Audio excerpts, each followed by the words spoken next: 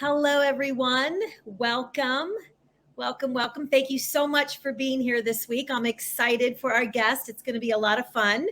My name is Annette Naif. I am the CEO and creative director of Naif Productions. We are a strategic event production company based in New York City. We specialize in corporate, social, nonprofit, and weddings.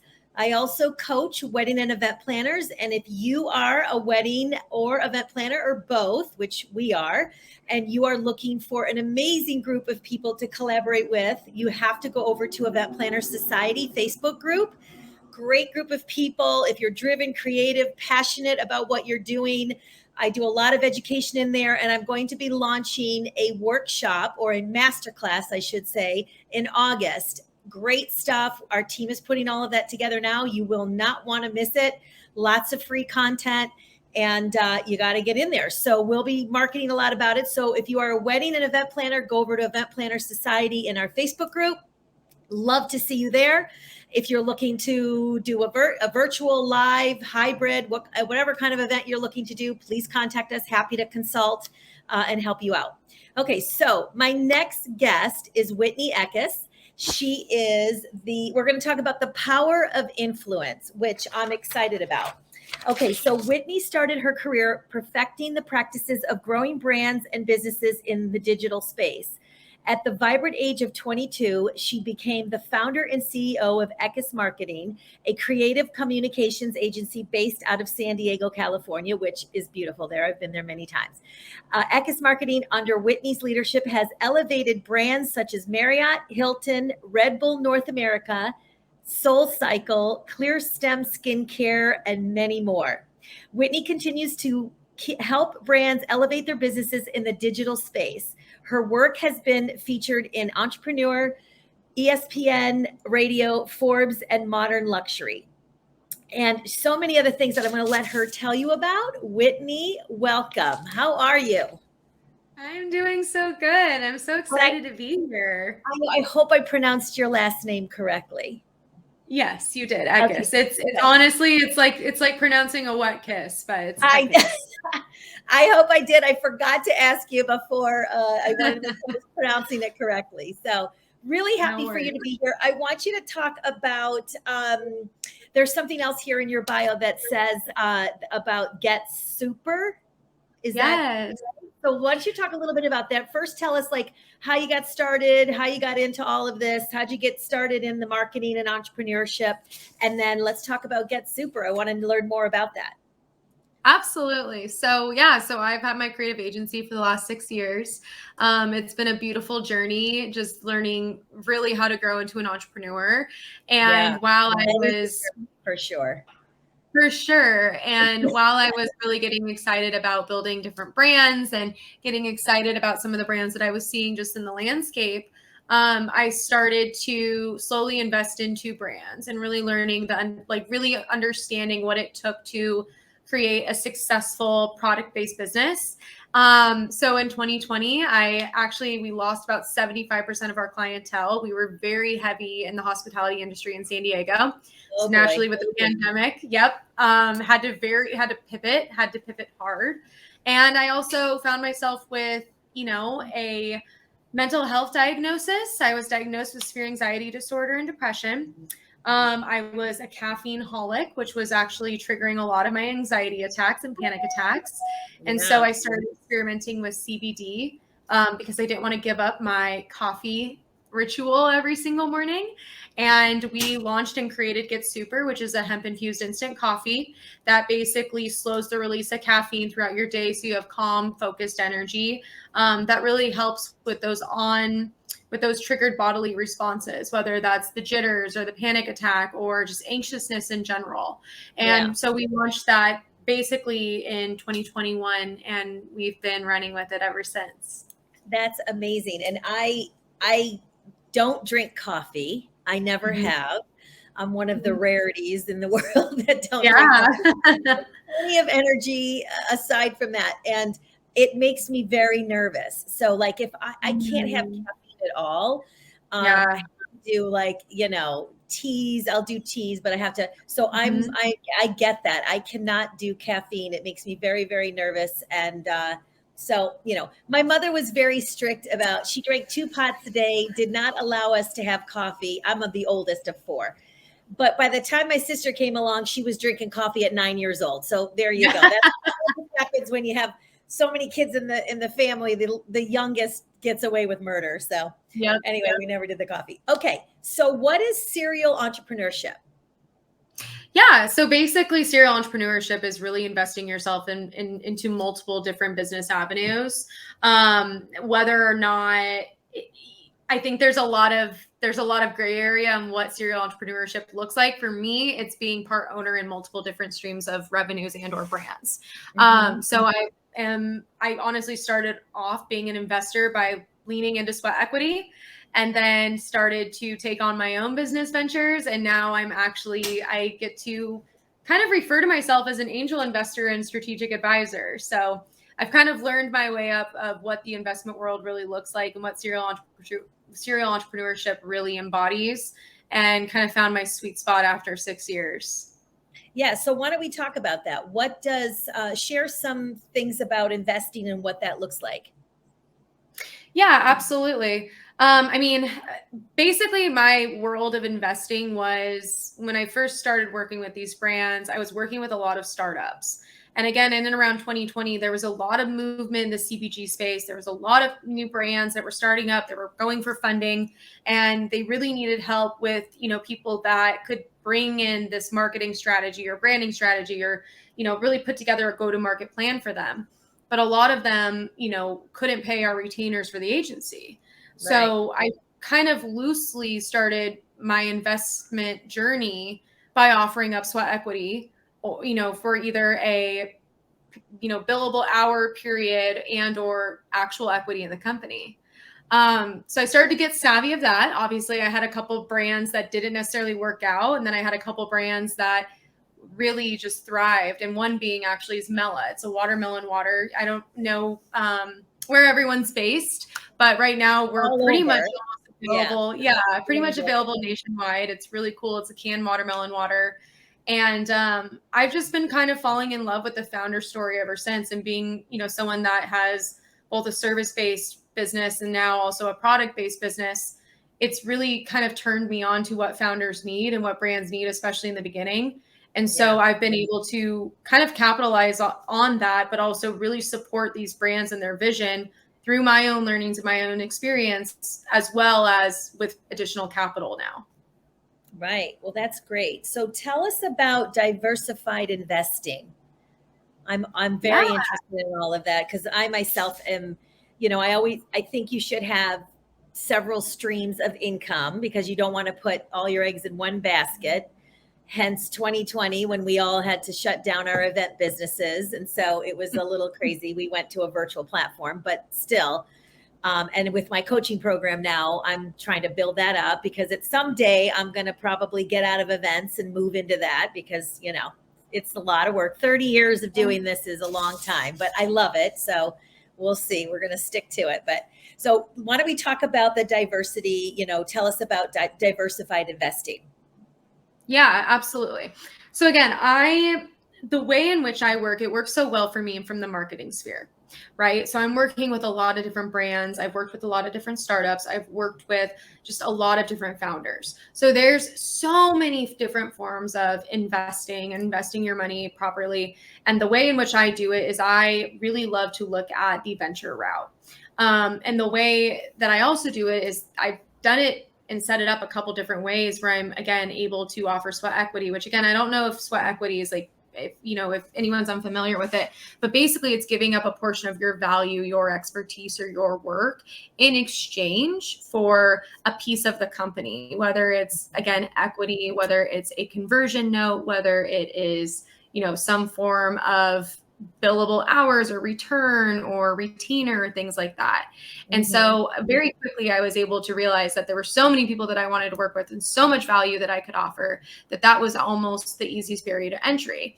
Now with time, sweat equity, there were a lot of terms and there was a lot of expectation with that, where I started to realize that if I wanted to scale out my investments and I wanted to do a little bit more with what I was earning and what I had, I could actually start putting that into different ventures, whether it was, angel investing here, or looking at cash flowing assets and businesses and working with different funds to add my money there. Now, the biggest thing I feel like with investing is to do this in a way where you're kind of letting go a piece of this money that you don't necessarily need and you're not really expecting to see a return on. And again, mine is so much venture forward, but there's so many different ways to invest. And I think, again, just looking at what ways you're really wanting to have your money work for you or what your passions are. I think it's really cool when I see different people that have never invested before really want to allocate some of their income into something with a mission or with a purpose. And there's so many resources out there right now. There's so many people too that are also creating funds. There's I believe there's a fund created by Girl Boss. There's one that's actually in the works right now with Entreprenista. And there's a couple other people that are actually making it easier for women to diversify their investments and also learn what these words mean, learn how to invest properly, but also all the different ways that you can invest, whether it is venture, whether it is, cash flowing or seeing a decent return with an actual term sheet in an expedited amount of time. Yeah. So when you say venture, for those who don't know, and also angel investing, why don't you explain what those two are? Absolutely. So venture investing is basically investing into a venture. It is investing into something that has a substantial amount of risk. And then angel investing is basically coming in with a specific outline of terms. Really, it can look like anything from just capital or advisement or things of that nature. Okay, great. So what advice do you have for someone who wants to start investing? I would say look at what you want your money to do for you. That's always the first thing. Again, I don't know that if necessarily like going down the investment route is honestly open for everyone. I think it needs to be something where, again, you're willing to see your money compound, but over time. And it needs to be also something too that aligns with what you're passionate about. I have a lot of friends that are very passionate about functional beverages or better for you snacks and things like that. And they really want to see a change in those offerings and in those products in the United States. So they're wanting to contribute in the ways in which they can and also be a part of the larger picture of the brand and their vision. So get very clear on what you're really wanting to go into, as well as get very clear on what you're allowing your money to do. I would never say to someone that's like, I want to make this money back in 3 to 5 years to go into venture. I would never look at someone to say, for them to say, hey, I need to compound this money and make this money back as quick as possible. I think it's more like looking at what you're actually investing yourself into and what mission you're becoming a part of. Yeah. So podcasting's very big right now, or it has been for a while. And I actually turned this show into a podcast, which is kind of easy. We take the audio and we put it into a podcast because obviously I don't want to do it twice. So it helps. But how do you use podcast to influence? Yeah. So I have a podcast as well. It's called Under the Influence Podcast. I bring on different founders, thought leaders, and just people that are really, they have their finger on the industry in terms of what's going on with marketing and social media and just business in general. And one of the coolest things that I've seen with my podcast is that not only has it built a community and offered so much value to those that are listening, but it's also become a really amazing medium for connecting and for also really kind of getting the sweet spot guests that I want to selfishly interview or network with. And I think, again, if you're looking at this from an entrepreneurial standpoint, there's so much white space in the podcasting industry right now.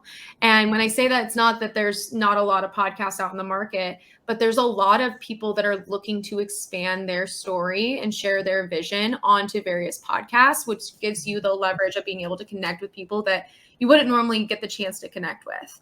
And so for me, it's done twofold. It's expanded my story, my vision, and what I'm doing with the agency, but it's also opened up my network tremendously.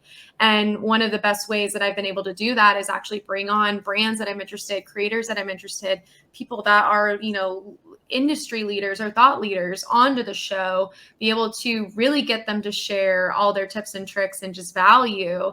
And not only do I get to benefit from that, but now I have a whole audience that gets to benefit from that.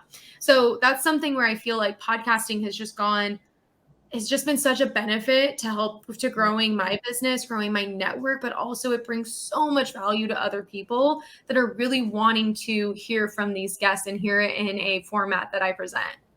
Yeah.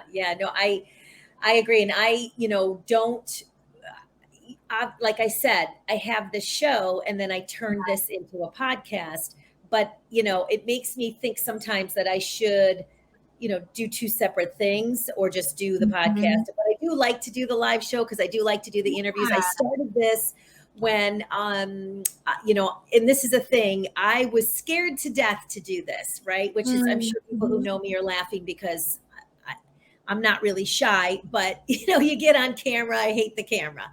But, and I started this when COVID hit because, our industry, fell apart. And I thought, you know what, I need to start doing video. I don't want to do it by myself. I'm a little nervous to go by myself and I can talk to anybody. So I figured, you know what, let me just do a little interview thing. Some of my friends started coming on that were in the industry and we started just talking about what's happening in the industry. What are you doing? How are we going to keep our businesses going? And we just started talking about virtual. Obviously, that was like the big thing back then.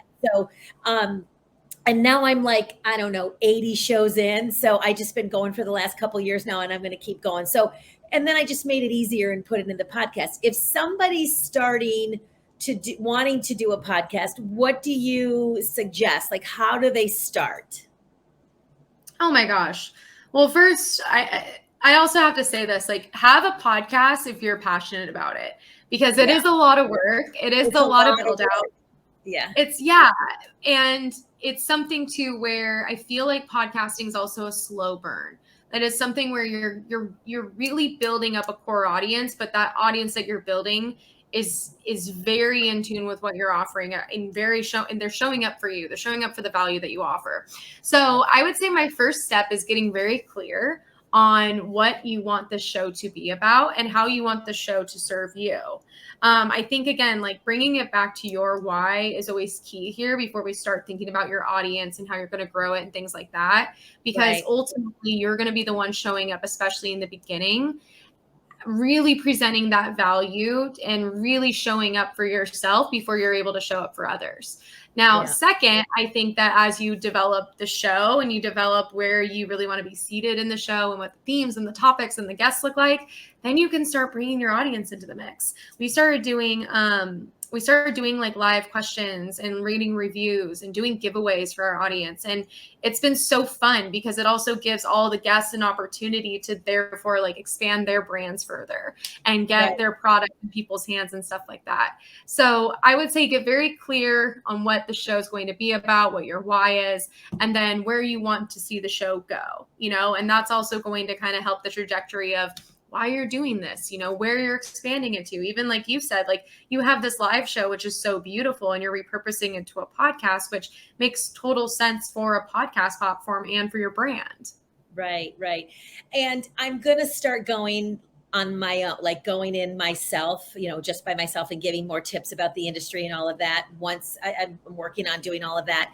And, it doesn't have to be like these shows are usually 45 minutes to an hour. It just depends. It could be 30 minutes, but for the most part, it's about 45 minutes we run with everybody. It just depends on the conversations and how we get going. But just for a tip, you don't have to go in and do that on your own. If you're doing a podcast, you can just pop in and give like a 10-minute, show your expertise, because that's the best thing. And that was the reason, everybody says you need to be on video and show who you are so people can get to know, like, and trust you, because that's how they're going to want to work with you. So, I love to teach, obviously, with my program. And I, taught a course at NYU. And, I've been teaching over the last 8 years. When I started my business, I could not get anybody to help me. I knew how to do events. I just didn't know how to be an entrepreneur. So you had me thinking, when we started talking about this entrepreneurship, I didn't come from a family of entrepreneurs. That wasn't something that, I knew anything about. I never thought in a million years I'd start my own business. And 13 years ago, I just decided I was sick of, doing something for someone else. And I'm just going to, the economy crashed and I thought, let me start a business. And here we are. So, it's evolved and it's fantastic. And I have a very good business, but it's been for, a lot of work. I mean, it's ups and downs, as it's not a smooth sailing. Entrepreneurship it can be a little crazy, but never thought that in a million years that, I would even be teaching about it either. So I think it's really awesome. But, the podcasts are great. I mean, you just learn, you meet so many great people, and, I learned a lot of things. And really the beginning of it was to help other people in my industry. That's really what it was. It was to kind of get me out there as well. But, I'm also showcasing other people now.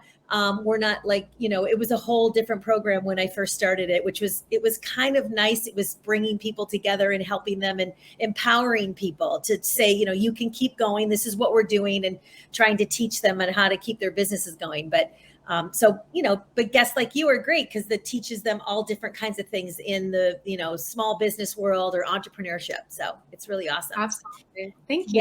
Yeah. So what are some tips? What are some of your favorite tips for influence on social media? Yes. So are we talking like in regards to personal brands, or are we talking about like brands using influencers? I mean, we could talk about both. Okay. Yeah, absolutely. So again, like positioning yourself, to your audience, whatever your service offering is, whether you're a personal brand, you're a creator, you're an actual business, like whatever it is. I think the biggest tip I have is really leaning into like that core offering. It's leaning into that why. Why are you showing up every single day? Social media has become so fickle, and it evolves every second of every day. That really comes down to what you're offering and who you are.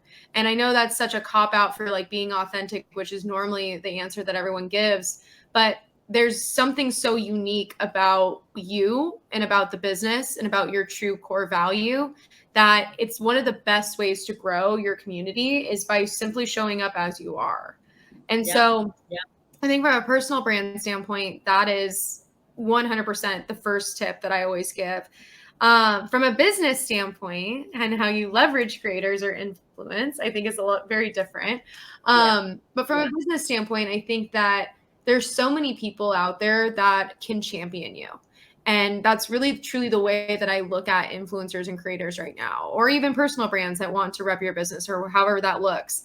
I think that having people in your corner that are expanding your brand to other and new audiences is absolutely imperative. I think that right now we're seeing a really big shift in the influencer market. I think that we're seeing a lot of brands that want to step away from influencer marketing because they don't really know how to gauge it. But I think we're also seeing a lot of brands that really truly understand how powerful creators are, and they're using it to their advantage in the same way that they would use, an awareness building campaign to their advantage or an ambassador campaign to their advantage. So I think overall right now, social media, we're just seeing a lot of different changes, but I think we're also seeing a lot of new ways that we're able to market. And so it's very valuable.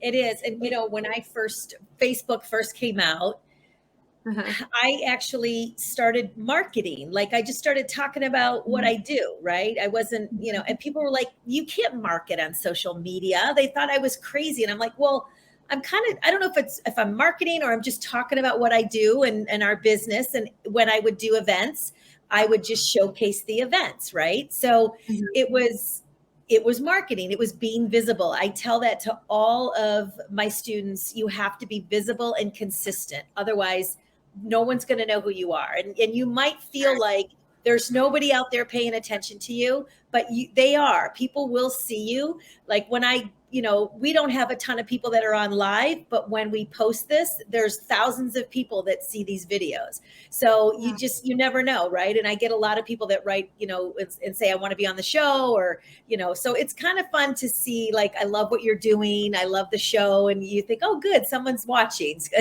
Sometimes it feels lonely out there. But I've been working social media, and just recently in the last year, I've really ramped up the social media. I have people helping me in Pinterest and Instagram and, all of those areas, because it's like I'm obviously I can afford to hire some people now, but when you first start out, you don't, and you do everything yourself, which is great. But it's so great, and the engagement is crazy now. Like, it's just really, it's fun to see it. It's hard to keep up with it. It's a lot, but it's worth it. And I have to leverage the social media. I wasn't really doing that. And I think it's important to do that. It's free. So why not use it, you know? I could not agree more. I mean, I was at the time where I had just started this kind of marketing. Well, it was right before I started the marketing agency, and I was working at a hospitality group, and I was begging Marriott, begging Hilton, like all these different hotel properties to just open up an Instagram. And then it was just put in a travel blogger.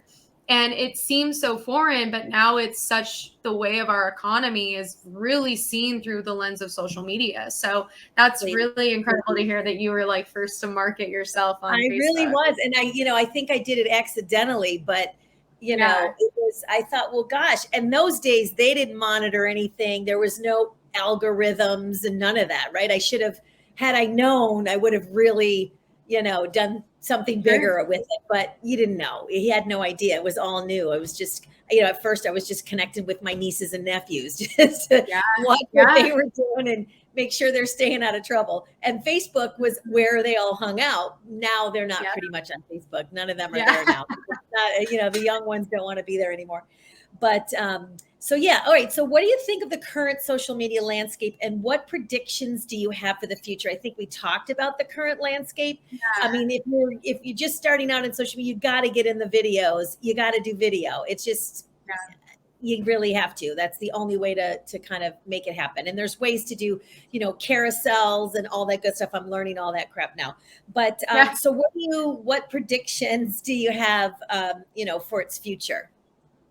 Yeah. So, I mean, you nailed it. Video content's king right now. I honestly feel like short form is actually really hitting its stride. I don't feel like long form is too far out. I feel like one of the biggest things that I've seen, at least with YouTube, is YouTube's just so tried and true.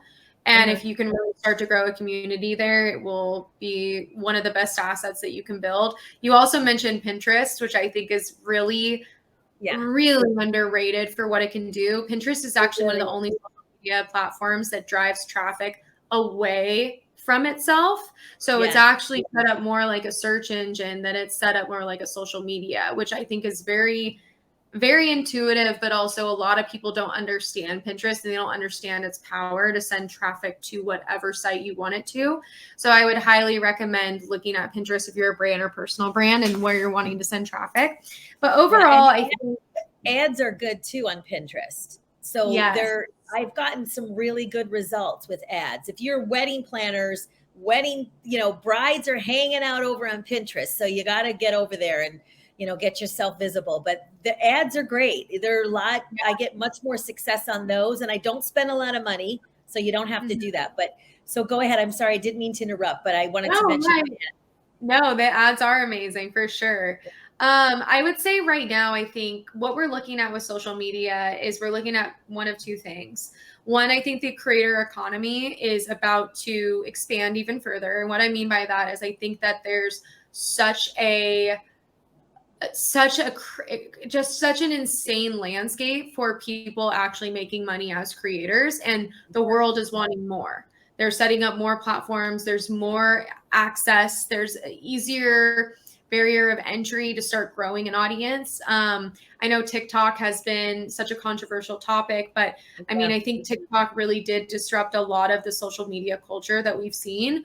And I think that it's not going to be the last. I feel like there's even talk of Lemonade right now that's kind of still trying to find its vertical. Yeah, and I'm on there. Actually, I mean, I'm not dabbling on there yet, but I have it. It's an app called Lemonade.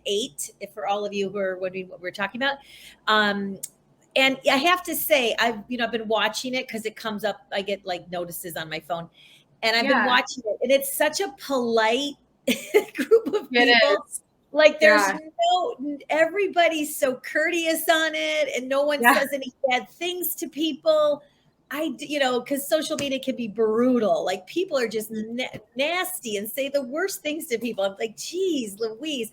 But Lemonade doesn't seem to have that. I hope it stays that way. But I probably should start dabbling over there. But I'm still watching to see what they're doing. It's a little bit different, but it seems everybody's so nice. So I think, with any social media platform right now, and I think something that we've learned historically is the early adopters get in and win.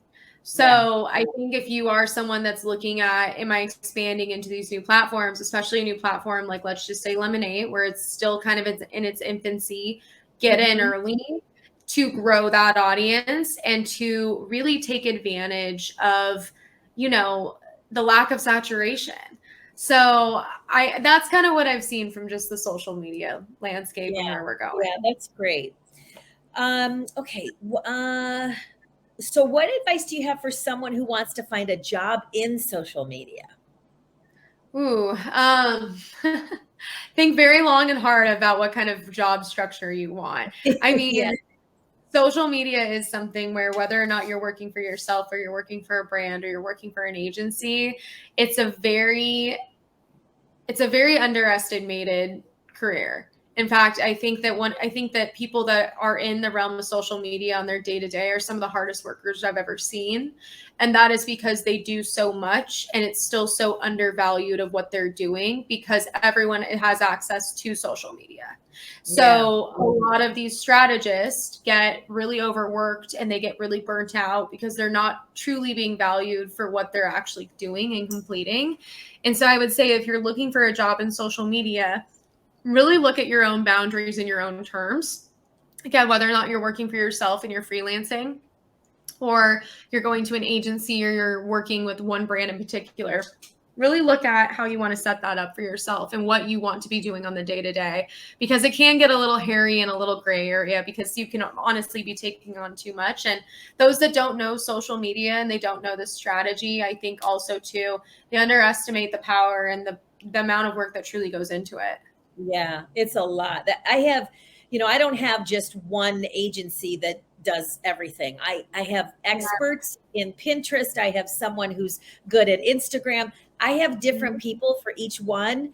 I just find that to be, I don't want to overwhelm and have, I just feel like if I have separate people, that's the way I run my business as well. Not everybody's great at logistics. Not everybody's great at, on site. And some people like to do both. So it just, I learned that early on in my business was not to try to give everything to one person because they can feel overwhelmed and then I lose them if they're good. So I don't want to do that. So, but yeah, so, we're coming down to the end here, but I just wanted to have you talk a little bit about like your strategy and how you work with clients and how people can find you.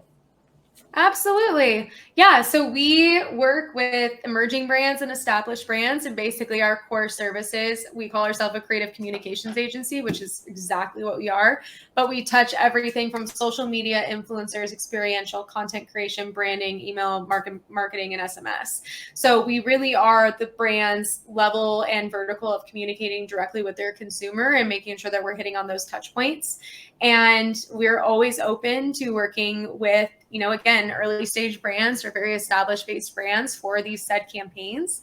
And you guys can find out and learn more about us just at eckismarketing.com or on social at Eckis Marketing.